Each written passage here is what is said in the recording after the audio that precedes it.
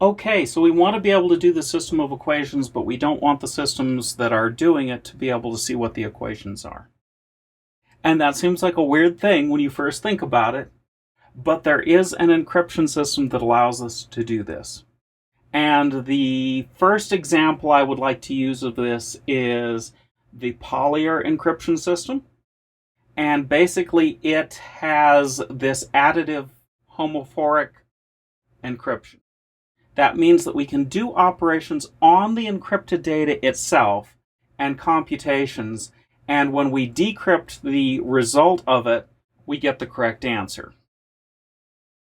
Now, our computations are limited because this is still an elliptic curve system.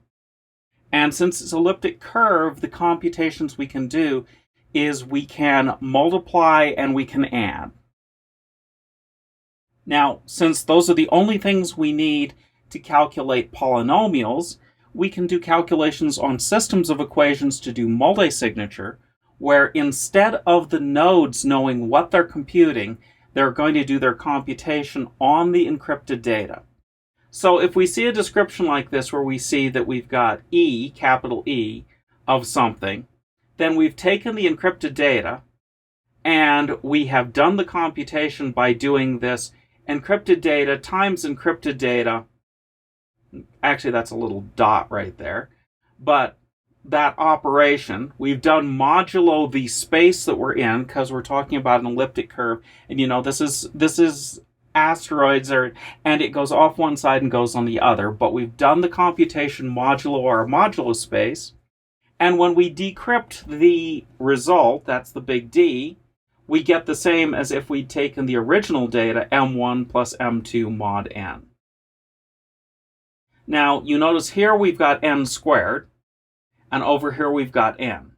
So this result over here on the unencrypted data is modulo the one-dimensional version, whereas the modulo n squared is modulo in two dimensionals.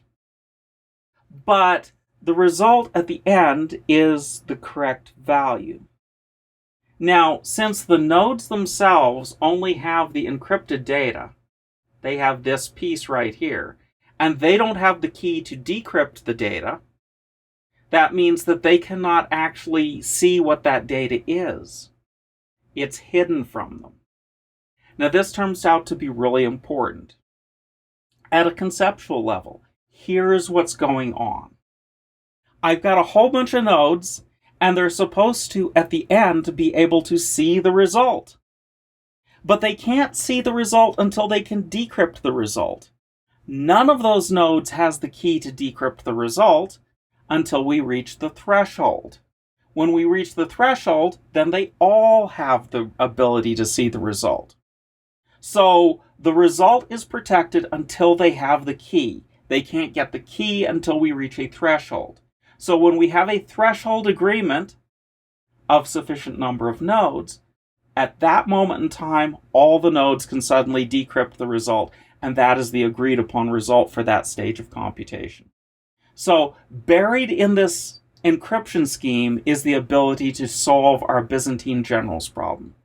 And unlike things like proof of work, where a node that has solved the correct solution, which is hard to do, but at that moment when it has solved it, it has a momentary temporary advantage. It doesn't know if its solution is going to be the correct solution that is accepted by everyone, because it doesn't know if it won the race. But it has a solution, and it has a probability that at that moment it is ahead of everyone else by the network latency. Here we don't have that. We may have some network latency, but guess what? The data is encrypted until you have the solution. So the distribution of the solution at the end of a cycle doesn't mean that your network latency is in any way useful to you, whereas in proof of work, it could be useful. And in proof of stake, you have that same network latency problem. Yeah, I'm signing it, and I'm the staker, therefore it's my turn, but I have that differential time between when I sign it and when I distribute this to all the other nodes that I have signed it. Here, that doesn't happen. So this solves some subtle timing problems that exist in these other algorithms. And it does it by guaranteeing that the data itself is encrypted until you have the solution. When you have the solution, it's available to you. But before that point, it's still encrypted. Now, this first equation that we're looking at has to do with adding. It's addition of plain text. And there are two different versions of it down here where we look at doing this addition. Okay. The G is our public key version. Now, as soon as we can do addition, we can also do multiplication. And the multiplication works out to be, if you want M1 times M2, then you have to take your encrypted data exponentiated to the value, mod n, in Paulier. But again, all of these operations like multiplication and exponentiation are doable fairly quickly in this kind of an encryption system because we looked at the doubling thing, and when you double and add, you can do this calculation quickly. So these are not terribly difficult operations to do, and since you're always working on the nodes on the encrypted data, they don't have access to the actual values that they're working with.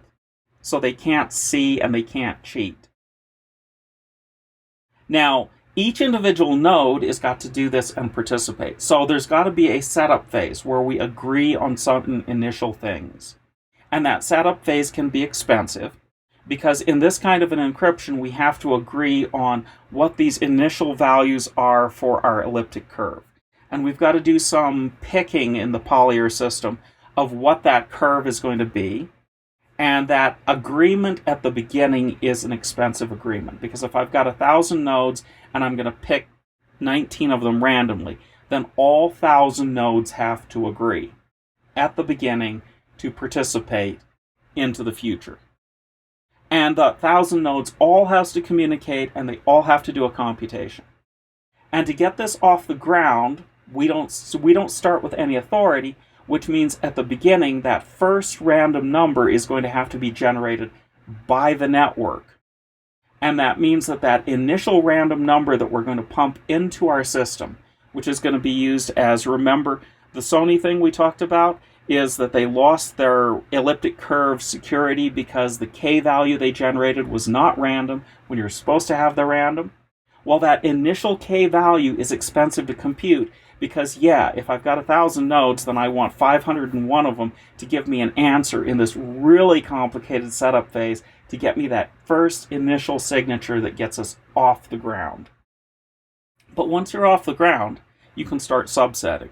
And when you subset and you're only doing subsets of 19 nodes, suddenly, even if you have to have a computation to generate that next random number that requires 19 nodes to compute, or to communicate all together, and there's actually 4 communications that they have to do that have to be broadcast, but it's a broadcast between 19, not a broadcast between 1,000. And then in the next round of the computation, yeah, we've got to pick the next set of 20 or 19 computers to do the work, but basically that is a broadcast communication of one thing that says that here is the next random number. If you are a value in this range, then you are a participant in the next computation. And everybody that is a participant says, okay, here I am. Now you've got a few details in this kind of thing, like at the moment when you compute, if you don't get enough responses, what do? Okay, as in, I sent out this value that should have gotten me, based on my normal distribution, at least 19 nodes, but I only got 18 nodes. Okay, because maybe somebody's node died. Maybe they left the network. Lots of reasons. Maybe their communication is down or they didn't respond fast enough.